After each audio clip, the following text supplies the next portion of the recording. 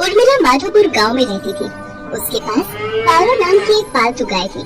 पारो उर्मिला के साथ पिछले कई सालों से है। पति के देहांत के बाद इसी गाय के सहारे उर्मिला ने अपने परिवार को चलाया। उसकी गाय का दूध पूरे गांव में मशहूर था। गांव के सभी लोग उर्मिला से ही दूध लेते थे। उर्मिला का बेटा शहर में पढ़ता था। वहीं उसे पूनम नाम की एक लड़की से प्यार हो गया और उसने अपनी माँ को बिना बताए पूनम से मंदिर में शादी कर ली।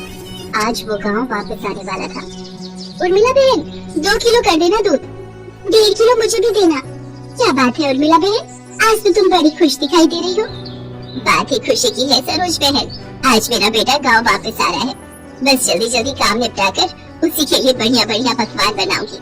पता नहीं शहर में उसे क्या खाने को मिलता होगा और क्या नहीं। अच्छा तो ये बात है, चलो बहुत बढ़िया हुआ। कब से बेटे के बिना अकेले रहते रहते तुम उदास हो गई हो। अब वो आ जाएगा तो तुम्हारे साथ काम में भी मदद कर देगा। हाँ वो तो है।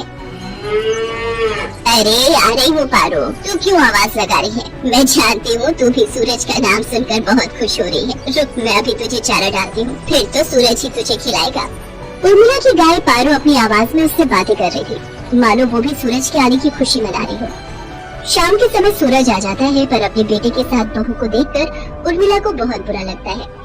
माँ तुम नाराज मत हो, सब कुछ बहुत जल्दबाजी में हुआ। पूनम के पिताजी की तबीयत ठीक नहीं थी और वो चाहते थे कि हम ये शादी जल्दी से जल्दी कर लें, इसलिए मैं आपको बता ही नहीं पाया। पर अब मैं आपके साथ ही रहूंगा, आप चिंता मत करो। और माँ पूनम बहुत अच्छे स्वभाव की पढ़ी लिखी लड़की है, आप एक दूसरे को आसानी से समझ जाओगे। ठीक है, देखती हूँ वो मुझे कितना समझती है। गाँव के रहन सहन और शहर के रहन सहन में बहुत फर्क है बेटा। उर्मिला की तरह पूनम घर के काम काज नहीं कर पाती थी। उसे तो घर का कोई भी काम करना नहीं आता था। सूरज, तुमने मुझे कहाँ लाकर पटक दिया है? मुझसे ये घर के काम नहीं होते। हमें शहर वापस चलना चाहिए। उस गाय का गोबर साफ करो, उसे चारा डालो, उसे नहलाओ, घर की लेपा पोती करो। ये सब करके तो बदबू के बारे मेरा बुरा हाल हो रहा है। ऊपर से तुम्हारी माँ को माँ जी का नाटक करते हुए लहसुन प्याज ही काटते रह जाओ। कैसी बातें कर रही हो पूनम? यहाँ पर सारा कामकाज बना हुआ है। मैं तो यहाँ पर बढ़िया सी डेयरी खोलने की सोच रहा हूँ। दूध, घी, पनीर, दही और कुछ खास मिठाइयों की बहुत ही बढ़िया डेयरी हो जाएगी। हमारी अच्छी खासी कमाई हो जाएगी। शहर में घर का किराया खर्चा पानी कितना ज्यादा है, वहाँ पर मुझे काम सेट करने में ही सालों गुजर जाएंगे। और जहाँ पर मेरा अपना खुद का घर का काम है, हम शहर में क्या करेंगे? तुम्हें पता भी है हमारी गाय का दूध पूरे गांव में मशहूर है। सोचो हम कितना कमा लेंगे। और फिर हमारे यहाँ रहने से माँ को भी सहारा रहेगा।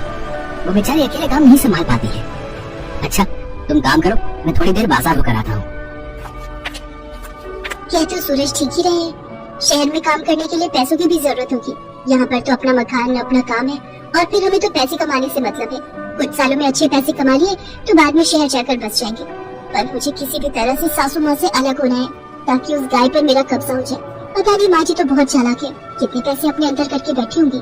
पूनम को पता था कि सूरज गाँव में ही काम बढ़ाने वाला है, इसलिए वो अलग होने के रास्ते ढूंढने लगी। सूरज, सुबह से काम कर करके मैं थक गई हूँ। मेरे आने के बाद माँ जी ने घर के सारे काम मेरे ही जिम्मे डाल दिए हैं। गाय को नहलाना, धुलाना, गोबर साफ करना, चारा डालना, सारी देखभाल तो मैं करती हूँ। और दूध बेचने के टाइम पर माँ जी गला लेकर तखत पर खुद बैठ जाती है। ऐसे थोड़ी होता है। मैं अब और बर्दाश्त नहीं कर सकती। जब मैं इतना काम कर रही हूँ तो फिर मैं अलग ही रहूंगी। मुझे माँ जी के साथ नहीं रहना। और हाँ, उस गाय पर मेरा हक है। मुझे तो बस बंटवारा चाहिए, गाय का बंटवारा। पूनम इतनी जोर जोर से चिल्लाकर ये बात कह रही थी कि उसकी बात उर्मिला के साथ साथ पड़ोसियों ने भी सुन ली और सब वहाँ आ गए। बहू, बंटवारा? वो भी मेरी पारो का? मेरे जीते जी ऐसा कभी नहीं होगा। और तुम जानती है क्या वो पारो के बारे में? उसे मैंने बहुत प्यार से पाला है, उसकी देखभाल की है। तुम मेरी पारो को एक दिन भी रख कर तो दिखाओ, वो तुम्हारे साथ एक दिन भी नहीं रहेगी। हाँ हाँ, इस गाय की देखभाल मैं कर लूंगी, आप उसकी चिंता मत करो। पर एक शर्त है, आप बीच में दखलंदाजी नहीं करोगी। मैं जैसी मर्जी गाय की देखभाल करूं, आप उससे दूर रहोगी। सूरज, अगर आज बंटवारा नहीं हुआ तो मैं तुम्हें छोड़कर शहर चली जाऊंगी।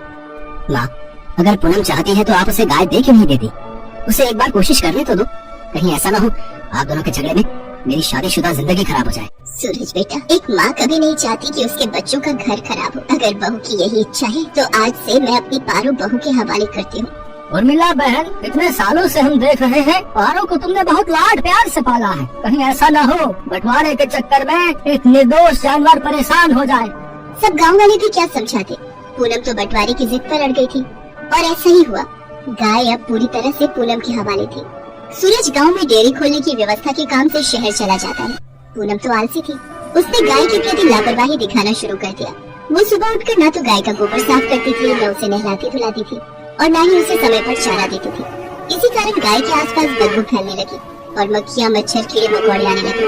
गाय को समय पर चारा नहीं मिलता था, वो कमजोर हो गई। पूनम सारा दिन सोती रहती और खाती पीती रहती। गाय ने दूध देना भी बंद कर दिया। एक दिन गाय बेहोश होकर जमीन पर गिर गई। ये देखकर पूनम घबरा गई। सूरज उसी समय शहर से आया और वो भी घबरा गया। उसने उर्मिला को आवाज लगाई। उर्मिला दौड़ती हुई अपनी पारो के पास आई और बिलख बिलख कर रोने लगती है। पारो, पारो उठ, देख देख, मैं तुझे आवाज लगा रही हूँ। पूनम, पारो की देखभाल की जिम्मेदारी तुमने ली थी ना, फिर उसका ये हाल कैसे हो गया? मुझे माफ कर दो सूरज, गलती मेरी ही है। मेरे कारण पारो आज इस हालत में है। मैं सचमुच माँ जी की तरह पारो की देखभाल नहीं कर सकी। माँ जी, मुझे माफ कर दीजिए। उर्मिला दौड़कर चारे के पास जाती है और चारे को उठाकर पारो के आगे रखती है। पारो को उर्मिला के स्पर्श का एहसास होता है। वो थोड़ा सा हिलती है। ये देखकर सब खुश हो जाते हैं। उर्मिला अपने हाथों से पारो को चारा खिलाती है। पारो खुशी खुशी ढेर सारा चारा खा लेती है, मानो वो कब से उर्मिला के हाथों से ही चारा खाना चाह रही थी। पूनम को अपनी गलती का एहसास हो जाता है और वो उर्मिला से माफी मांगती है। कुछ दिनों में पारो फिर से ठीक हो जाती है। अब सूरज ने भी गांव में एक बड़ी डेयरी खोल ली थी। धीरे धीरे सब कुछ ठीक हो जाता है और दोनों सास बहू मिलकर पारो की देखभाल करने लगती है। पारो भी अब बहुत खुश थी।